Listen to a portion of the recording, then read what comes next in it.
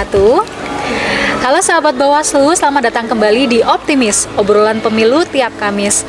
Ruang diskusi santai yang akan mengupas hal-hal penting seputar kepemiluan. Bersama saya Galutia Fasya yang akan menemani sahabat Bawaslu dalam obrolan hangat seputar kepemiluan yang pastinya menarik, informatif, dan inspiratif. Dan pada episode kali ini, kita akan membawakan tema yaitu Serikandi Pengawasan. Dan pada hari ini sudah hadir bersama saya dua narasumber.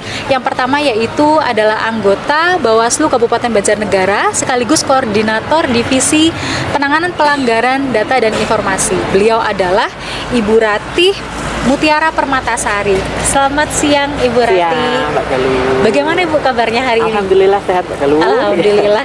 Baik. Untuk narasumber kita yang kedua yaitu adalah anggota Panwaslu Kecamatan Wanayasa pada Pemilu dan Pilkada 2024. Beliau adalah Mbak Redita Anggita Sari. Selamat siang Mbak Redita. Siang Mbak Galuh. Baik kabarnya hari ini? Alhamdulillah baik ya. Sebelumnya terima kasih Mbak Redita dan Ibu Ratih sudah menyempatkan waktunya untuk hadir di podcast kali ini. Dan tema kita pada hari ini yaitu mengenai Serikandi Pengawasan. Kenapa Serikandi? Jadi seperti yang kita tahu Serikandi itu kan bukan hanya sosok perempuan yang ada di tokoh pewayangan yang tangguh dan pemberani, namun simbol juga dalam ketangguhan, kecerdasan, dan juga ketulusan dalam memperjuangkan demokrasi. Dan nilai-nilai inilah yang juga tercermin pada para pengawas pemilu perempuan yang salah satu diantaranya telah hadir di sini untuk nantinya akan membagikan kisah dan pengalamannya. Dan untuk Ibu Ratih dan Mbak Redita, sebelum kita ngobrol-ngobrol nih, mungkin dari sahabat Bawaslu banyak yang masih penasaran. Untuk Ibu Ratih dan Mbak Redita sudah berapa lama menjadi pengawas? Mungkin Ibu Ratih dulu silakan. Ya, terima kasih Mbak Galuh ya. Ya kebetulan kalau saya itu sudah pernah jadi Panwaslu juga kayak Mbak Redita ya Mbak ya. Saya pernah jadi Panwaslu pada Pemilu 2024. Kemudian mari pada 2023 saya menjadi Bawaslu Kabupaten, khususnya Kodim Penanganan Pelanggaran dan Data Informasi. Nah, kalau Mbak Redita sendiri, mulai dari lama ya, sudah lebih lama dari saya, ya, pengalaman. Karena saya dulunya itu di penyelenggara teknis, jadi di BPK juga, penyelenggara ad hoc di BPK. Jadi kalau dulu saya itu di teknisnya yang ngitung-ngitung surat suara, yang distribusi, sekarang saya yang mengawasi pemilunya. Jadi ada perbedaan ya, kalau dulu di teknisnya, sekarang di pengawasan. Kalau Mbak Redita sendiri berarti sudah berapa lama nih jadi pengawas? Kalau untuk Panwaslu Kecamatan, saya memang baru loh Mbak, dari 2022 sampai dengan 2024 kemarin. Jadi pas waktu pemilu dan pilkada kemarin. Tapi kalau menurut saya sih, kalau pengawasan itu bukan merupakan hal yang baru ya bagi saya. Karena dulu di 2016 juga saya pernah bergabung menjadi Panwas TPS pada saat itu. Jadi memang saya berjenjang lah, maksudnya dari akar rumput yang paling dasar gitu kan. Nah, terus di tahun 2017 saya pernah bergabung menjadi sekretariat Panwas Kecamatan. Jadi memang dari TPS terus naik jadi sekretariat ke Panwas Kecamatan. Jadi kalau sekretariat Panwas Kecamatan kan juga kayak teknis pengawasan juga ikut kan, pelaporan dan lain sebagainya. Jadi tetap ke lapangan dan lain sebagainya, seperti itu Mbak. Baik. Berarti kalau berjenjang, besok sudah masuk Panwascam, besok bisa ke Bawaslu Kabupaten ini Mbak. Siap nih Mbak Redita. Di sini dulu lah Bu. Baik, mungkin bisa diceritakan pengalaman dari Ibu Ratih dan juga Mbak Redita pada saat melakukan pengawasan. Adakah mungkin pengalaman yang berkesan pada saat menjadi pengawas pada pemilu pilkada kemarin? Mungkin dari Ibu Ratih dulu? Ya, kalau kami sendiri di penanganan pelanggaran ya, karena kebetulan kami ini kan di PIC-nya kampanye. Nah, kampanye ini kan ada beberapa metode. Salah satunya ini adalah alat peraga kampanye yang dipasang-pasang itu ya, baliho maupun poster maupun. Nah, ini yang pasti jadi sorotan itu adalah ketika baliho di mana-mana. poster di mana-mana. Nah, ini banyak masukan dari masyarakat. Bu, ini Bawaslu ini gimana sih? Kok ini ada yang dipasang di sekolah, dipasang di mana? Nah, itu padahal kami sudah melakukan bintek ya, melakukan juga sosialisasi kepada parpol, apalagi dengan caleg juga karena kan. Nah, ini jadi kalau misalnya ada yang melanggar, karena kan di situ APK itu kan tidak boleh dipasang di beberapa tempat, misalnya di sekolah maupun di masjid, itu ada aturannya. Kalau paling tidak itu 20 meter gitu ya, itu dari sana.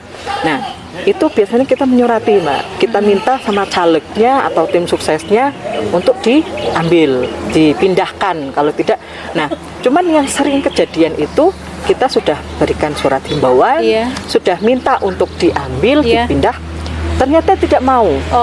Tapi giliran kami karena kan kalau kami sudah ditindaklanjuti dengan mekanisme penanganan pelanggaran, barang bukti ya APK itu kan nanti kita bawa ke kantor. Nanti kalau sudah diambil nanti diminta gitu. Nah ini loh kenapa nggak dari kemarin saja belum diambil gitu kan. Terus juga satu fenomena ketika pemasangan APK itu ternyata yang memasang itu vendor, jadi orang pihak ketiga. Nah itu kami sering menemui ketika APK ini diprotes karena tidak berada di tempat yang seharusnya. Nah, ternyata tim sukses saja nggak tahu. Saya tidak tahu yang masang, gitu kan? Bukan saya yang masang, masa saya yang harus memindahkan dan ini itu, gitu kan? Tapi, nah ternyata itu karena vendornya. Nah, akhirnya kami sering memberikan himbauan ya. Kalau mau vendornya itu jangan hanya pasang tok, tapi juga menerima bongkarnya gitu kan. Termasuk nanti pada saat penertiban APK di masa hari tenang. Karena ini yang penting. Karena kan sebetulnya penertiban atau penurunan APK itu kan sebenarnya tanggung jawab dari caleg dan partai sendiri. Jadi jangan selama ini kan yang jadi mindset teman-teman caleg partai seperti itu bahwa APK itu nanti tugasnya Bawaslu dan Satpol PP untuk menurunkan. Tapi kalau lagi masa kampanye Bawaslu sama Satpol PP nggak boleh menurunkan. Itu pasti itu. Padahal itu di regulasi di Perbawaslu sendiri itu juga di PKPU-nya itu memang sudah disebutkan. Jadi APK itu bahwa parpol itu seharusnya sudah menurunkan sendiri. Sebetulnya harusnya itu. Jadi istilahnya makanya dinamakan penertiban karena itu sudah tidak tertib gitu kan. Nah, itu ini yang sering menjadi polemik di Bawaslu selama saya menjadi. Nah, itu menurut saya sih ini ya yang benar-benar hal yang paling menarik kalau di divisi saya penanganan pelanggaran itu pasti ketemunya APK. Itu seperti itu. Iya, pasti seperti itu. Nah, kemudian juga ada banyak ketika nanti juga penanganan pelanggaran, ketika harus menangani penanganan pelanggaran ya, terkait penanganan pelanggaran di kecamatan maupun di Bawaslu sendiri. Nah ini juga ada mekanisme-mekanisme yang melibatkan semua elemen mulai dari Bawaslu sendiri hingga kami di sana ada Pokja Gakumdu, di mana Pokja Gakumdu ini terdiri dari kepolisian dan kejaksaan. Itu gunanya untuk menangani apabila ada pelanggaran yang merupakan tindak pidana. Jadi kalau Bawaslu tidak punya kewenangan. Kalau misalnya ada tindak pidana, maka kami dari Bawaslu jika sudah disetujui ya, sudah menyetujui pleno untuk dinaikkan ke ranah Gakumdu, maka kita laksanakan di pembahasan bersama teman-teman dari kejaksaan dan kepolisian yang berada di sentra Gakumdu. Seperti itu Mbak Galuh. Baik Ibu Rati. Kalau dari Mbak Redita sendiri, pengalaman berkesan ada nggak nih selama pengawasan? Ya pasti ada lah ya Mbak. Karena kan kita kan mengawasinya kan di akarnya kayak gitu kan. Pertama dari uji petik itu hal yang sangat menarik kalau menurut saya. Jadi kayak tujuannya kita itu kan di Mars Bawaslu kan ada nih kita sebagai pengawas itu kan menjaga hak pilih di seluruh negeri. Jadi itu kayak kita menemukan banyak orang, maksudnya ada beberapa orang yang memang belum terdaftar di DPT. Jadi itu kita kan otomatis kalau pengawas itu kan terjun langsung nih. Kita misal yang uji petik, kita kan uji petik kayak gitu kan, otomatis kita ada kadang itu yang kita uji petik itu adalah orang-orang yang memang dia itu rentan tidak terdaftar di DPT kayak gitu. Itu hal yang menarik. Yang kedua itu pada saat yang tadi Bu Ratih sudah ngendika bahwa penertiban APK yang apa namanya, kalau di lapangan itu kan kita berbenturan langsung loh Mbak dengan orang yang memang kadang kok bisa sih diturunkan gitu kan, gondok-gondokan dan lain sebagainya. Kenapa harus diturunkan sekarang kan belum masa tenang dan lain sebagainya. Kan pada saat pemilu kita kemarin ada itu ya Bu, apa namanya, penertiban APK yang melanggar nggih.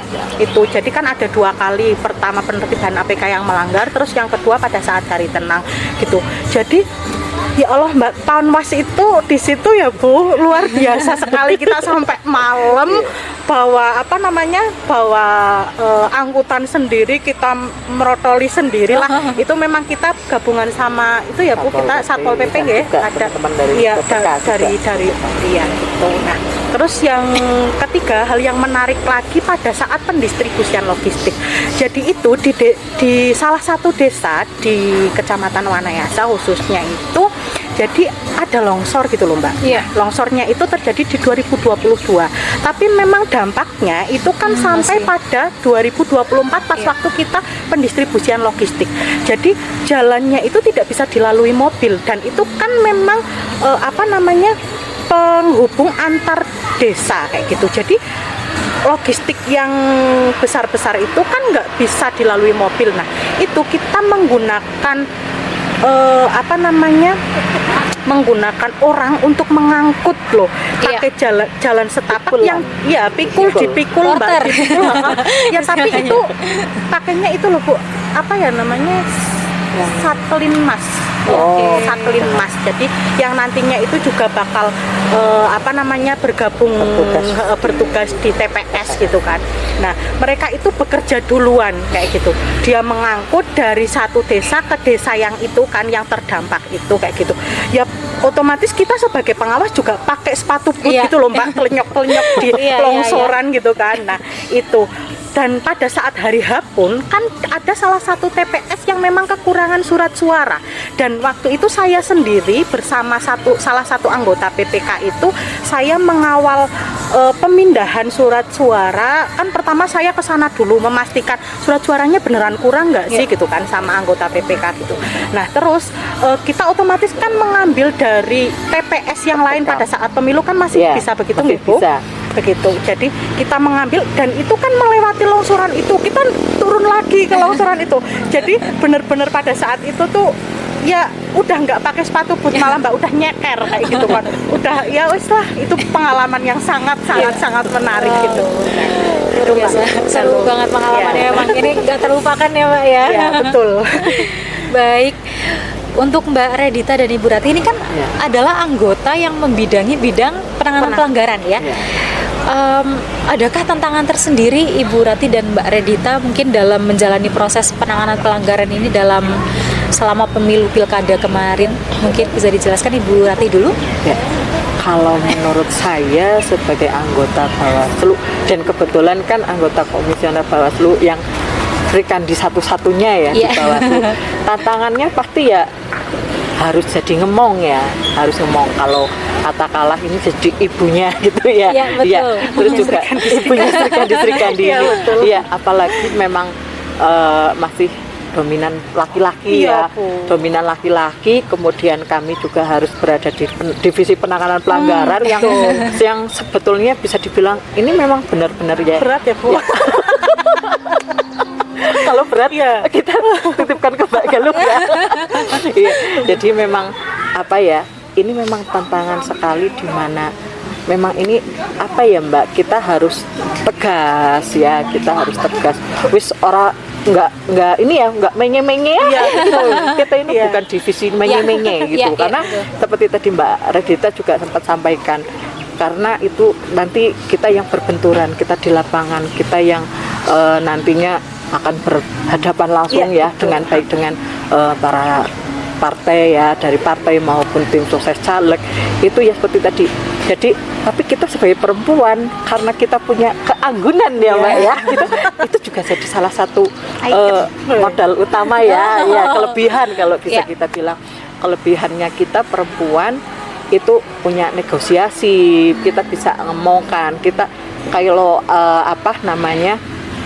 kalau kita ada kasus-kasus itu ya mungkin lebih tapi bukan berarti kita jadi aleman atau malah jadi lemah ya. Iya, justru kadang kita malah yang menguatkan teman-teman para laki-laki itu ya. Para laki-laki itu gitu kan.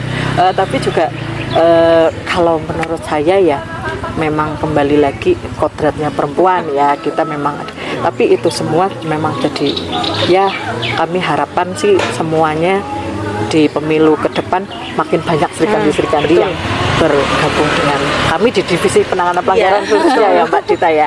Itu sih Mbak, kalau saya tantangannya itu di lapangan gitu kan. Baik, kalau Mbak Redita sendiri tantangannya? Pertama sih ya, tak kira Bu, tak kira itu divisi penanganan pelanggaran itu nantinya nggak ngapa-ngapain gitu loh. Ya divisi enteng lah gitu, ternyata enggak loh Mbak, ternyata enggak. Nah pada saat pilkada kemarin itu di Kecamatan Wanayasa khususnya itu ada dugaan pelanggaran. Jadi ceritanya jadi ada dugaan pelanggaran yang memang itu terjadi oleh salah satu anggota PPS yang sekaligus dia itu sebagai perangkat desa seperti itu kan. Otomatis dari informasi awal yang kami terima pada saat itu, jadi kita harus bergerak cepat nih gitu kan. Kita koordinasi dengan Bawaslu dan lain sebagainya. Kita dengan adanya informasi awal tersebut otomatis kan kita pleno nih bertiga, karena di Panwas Kecamatan kan hanya bertiga, kita pleno bertiga bagaimana nih tindak lanjutnya kita gitu kan. Dengan adanya informasi gitu kita melakukan penelusuran awal dan kemudian pada saat kita konsultasikan ke Bawaslu terus ternyata langsung ditarik oleh Bawaslu nggih pada saat itu nggih Bu, terus ditangani oleh Bawaslu seperti itu sebagai temuan nggih pada saat itu nggih sebagai temuan. Gol Mbak akhirnya ya Bu, kita luar biasa sekali ya. Itu merupakan pengalaman kalau menurut saya juga pengalaman yang sangat menarik dan pelajaran berharga banget loh Mbak. Dari dulu kan memang walaupun saya bergabung di Panwas belum pernah menangani hal yang seperti itu, dan itu saya rasa sih memang agak menakutkan, ngeri-ngeri gimana ya Bu, karena kita berbenturan langsung loh dengan orang, dengan juga intimidasi ya Mbak ya.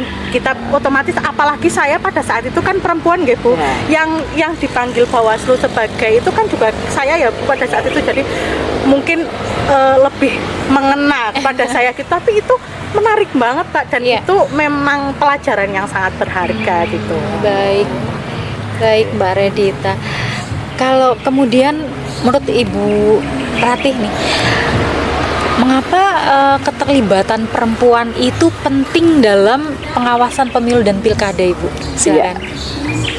Tentunya perempuan ini kan unik ya, begitu kan, perempuan ini adalah unik. Jadi perempuan ini menurut saya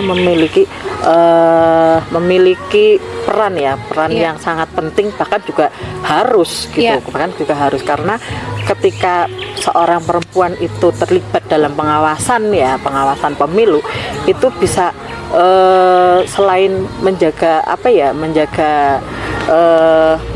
memastikan demokrasi itu berjalan secara adil, inklusif maupun berkeadilan gender. Nah, nanti juga perempuan itu juga bisa memberikan perspektif berbeda, baik itu khususnya apabila menangani isu-isu seperti kekerasan politik yang berbasis gender maupun hambatan partisipasi yang seringkali tidak terlihat kalau hanya dari sudut pandang laki-laki gitu kan. Karena kan seperti kita tahu pemilih perempuan itu kan lebih banyak daripada pemilih laki-laki. Jadi perempuan itu seringkali jadi objek. Nah, ini jadi objek ya. Nah, ini semoga dengan perempuan itu semakin terlibat menjadi pengawas pemilu, itu tidak hanya menjadi objek tapi bisa menjadi subjek yang melakukan pengawasan, kemudian berpartisipasi aktif dalam pemilu sehingga menjaga pemilu itu tetap demokrasi. Itu Mbak. Baik, ya, saya juga setuju banget sama Ibu Rati. Jadi memang kehadiran perempuan ini membuat pendekatan dalam pengawasan tuh menjadi lebih menyeluruh dan berempati ya Bu ya. Iya. Jadi terutama dalam kasus-kasus yang seperti kekerasan politik tadi yang berbasis gender itu. Jadi perempuan ini alasan kuat mengapa ruang pengawasan ini memang harus setara diisi oleh laki-laki dan juga perempuan. Iya, betul. Baik, selanjutnya kemudian untuk Mbak Redita, adakah hal yang perlu dibenahi Mbak untuk mendukung Sri Kandi pengawasan dalam melaksanakan pengawasan? Silakan. Oke.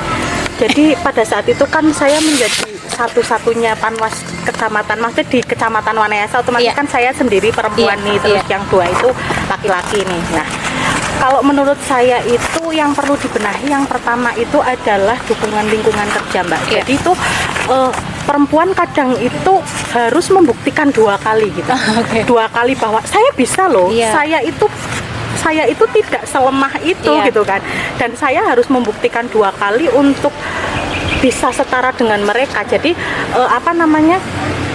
dukungan lingkungan kerja sesama internal panwas kecamatan itu memang sangat diperlukan gitu kan.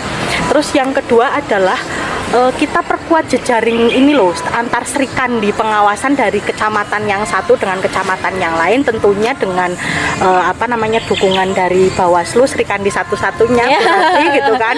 Jadi kita itu kayak punya grup khusus Sri Kandi panwas kecamatan gitu kan, yang dibimbing oleh Bu Ratih. Jadi segala permasalahan yang ada di masing-masing kecamatan itu nantinya kita diskusikan di situ kan, otomatis potensi-potensi yang ada di masing-masing kecamatan kan berbeda-beda permasalahan gitu. Jadi kita berbagi pengalaman dan tentunya dengan bimbingan Bu Ratih juga. Betul. Seperti itu. Dan yang ketiga itu ada dukungan sosial dari masyarakat juga. Jadi kita tidak terlepas dari masyarakat ya, karena saya pengennya itu masyarakat itu menganggap bahwa perempuan itu memang kita memiliki hak yang sama gitu kan. Jadi menjadi pengawas ya bukan suatu hal yang menakutkan kok gitu. Saya udah mengalami sendiri.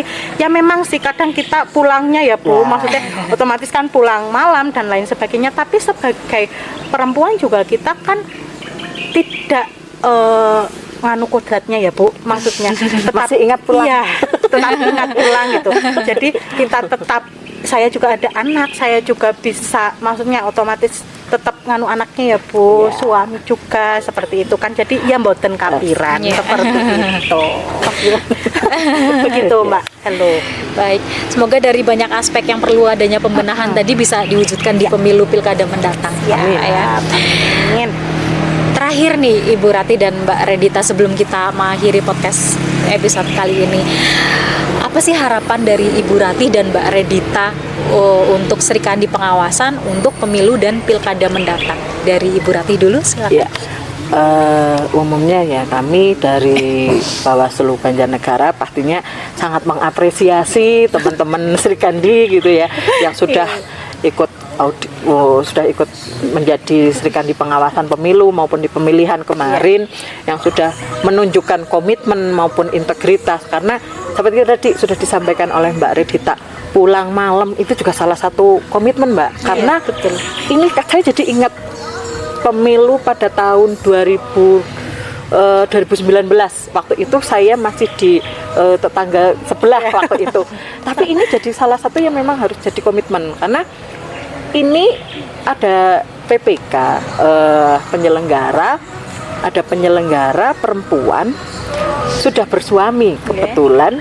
Nah waktu itu kan saya masih ingat ketika kita jadi panwascam, ketika jadi penyelenggara itu kan pasti tanda tangan fakta integritas ya. Betul. Nah salah satunya melaksanakan tugas dengan penuh waktu atau nah di situ ada satu kasus di mana sudah daftar, sudah dilantik, tidak dibolehkan oleh suami karena ternyata pulangnya malam. Nah ini saya salut dan apresiasi dengan Mbak Redita maupun teman-teman yang perempuan, dan juga salut dengan bapaknya karena sudah membolehkan istri-istrinya untuk ya, karena ini salah satu bentuk apresiasi, salah satu bentuk perempuan ini untuk berkarya ya, untuk memberikan bakti kepada negeri kami ya, seperti itu antara lain dengan terlibat menjadi Serikandi Pengawasan Pemilu. Nah, tentunya juga kami harap peran-peran Serikandi ini semakin menguat ya, semakin banyak nanti teman-teman Serikandi perempuan yang berkecimpung dalam Serikandi pengawasan, baik dari tingkat mulai dari yang terendah dari pengawas TPS hingga nanti mungkin bisa sampai di tingkat nasional ya, seperti kalau di Bawaslu RI itu ada Bu Loli gitu ya. Nah, itu harapannya semoga semakin banyak teman-teman yang mengawasi ikut terlibat dalam pengawasan pemilu, karena pastinya di sini nilai-nilai kesetaraan ya, nilai-nilai kesetaraan, keberagaman, keadilan dan inklusivitas itu nantinya benar-benar tercermin dalam proses demokrasi. Gitu, Mbak. Baik, terima kasih Ibu Rati. Selanjutnya untuk Mbak Redita, harapan mungkin nih. Saya sih intinya bangga banget ya Bu, bangga untuk kita loh, para Serikandi pengawasan gitu, dari mulai dari pengawas TPS, pengawas desa. Memang pada saat itu banyak juga ya Bu pengawas desa yang perempuan gitu, dan kita di kecamatan juga saya merasa bangga, kita itu keberadaannya juga sudah diakui ya Bu, jadi kita membuktikan sendiri gitu loh. Nah, terus kalau untuk harapan saya sih inginnya banyak perempuan yang memang dengan adanya kita eksis ya Bu, maksudnya kita mengeksiskan diri sebagai Serikandi pengawasan, jadi mereka itu lebih bisa tertarik untuk entah itu sebagai lembaga di pengawasannya sendiri ataupun menjadi teman kita di pengawas partisipatif ya Bu. Jadi dengan adanya isu-isu yang mungkin ada di masyarakat dan lain sebagainya, mereka bisa melaporkan ke kita gitu, jadi ke Bawaslu dan lain sebagainya. Itu harapannya itu banyak perempuan yang bergabung lah bersama kami. Jadi nantinya Serikandi pengawasan itu menjadi lebih kuat, lebih mandiri tentunya, terus kita bisa diakui oleh masyarakat kayak gitu. Jadi perempuan kita bisa membuktikan gitu loh. Jadi ormas, Mbak. Oh iya. Begitu.